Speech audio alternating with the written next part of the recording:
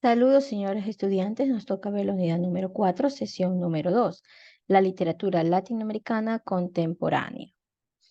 La literatura latinoamericana contemporánea, estamos viéndola desde 1940, donde se origina aquí la auténtica renovación de la novela latinoamericana con la corriente narrativa que se originó en la época donde se denomina el realismo mágico. ¿Por qué el realismo?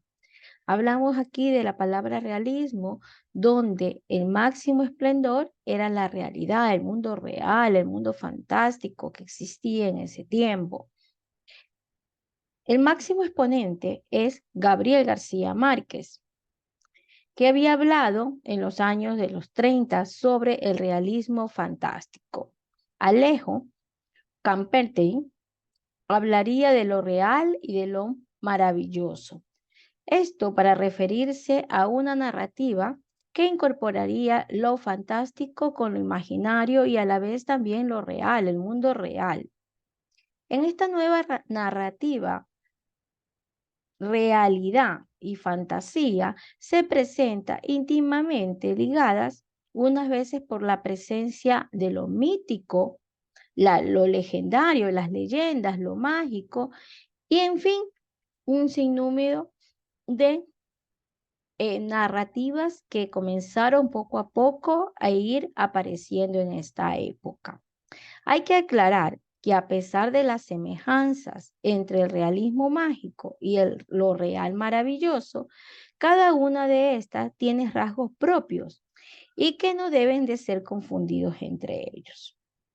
Las innovaciones que se producen con respecto a esta literatura, vemos que es la presencia de estos elementos netamente autóctonos, los personajes criollos e indígenas, los conflictos que surgen en cuanto a lo racial, la desigualdad social que vivían en esa época, los maravillosos paisajes característicos de la selva, de la Amazonía, de lo que es los diferentes tipos de regiones, frecuentemente hacía referencias a todos los acontecimientos históricos concretos y la denuncia de la injusticia. Esta narrativa hace una denuncia a toda la injusticia que existía en ese tiempo con la desigualdad de los diferentes grupos sociales. ¿Quiénes eran más afectados? Los indígenas. Por otro lado, también se consolidaba el tema existencial del protagonismo solitario, los problemas de comunicación que comenzaron a existir en esa época. Vemos que en cuanto a las voces y registros propios, es muy frecuente encontrar los rasgos propios de la variedad del español americano. Esto se nota especialmente en el léxico, pero también podemos encontrar textos en los que los personajes reproducen la forma de hablar propia de su condición social geográfica, incluyendo los rasgos fonéticos. La recuperación de los elementos mágicos, míticos, simbólicos, irracionales que son integrados de manera natural a los escenarios de los cuentos, las novelas. También vemos las innovaciones narrativas que se dieron en el siglo XX con la narrativa hispanoamérica, que se desarrolló extraordinariamente a este fenómeno de ventas y éxito que es llamado boom. Estas innovaciones técnicas que caracterizan el estilo de estos escritores son una presencia de diferentes voces narrativas en un mismo cuento o novela, como la presencia de los elementos fantásticos. El cuento latinoamericano.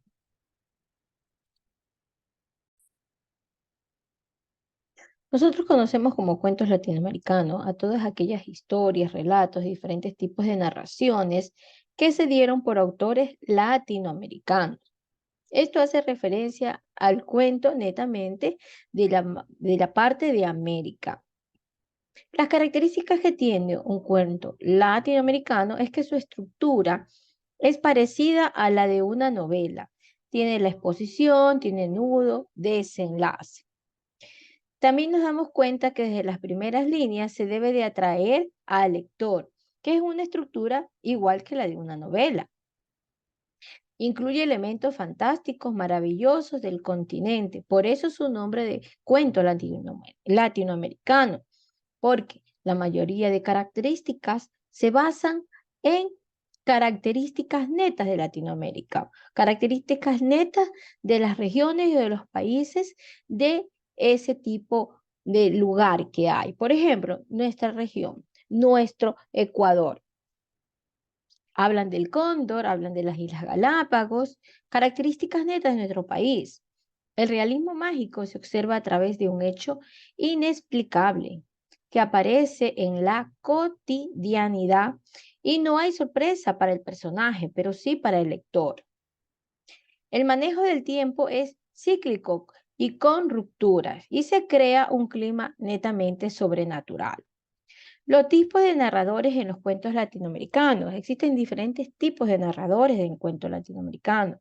El narrador observador, que es donde el personaje de la historia, pero no conoce los hechos y representan con lujos de detalles. El narrador agente, que es el que participa en los hechos, que narra, pero puede ser un testigo o un protagonista. Y aquí no se conoce todos los ángulos de una historia. El narrador total, que es el que conoce todos los aspectos de la historia, incluidos los personajes. El narrador parcial, que es el que conoce una parte de la historia.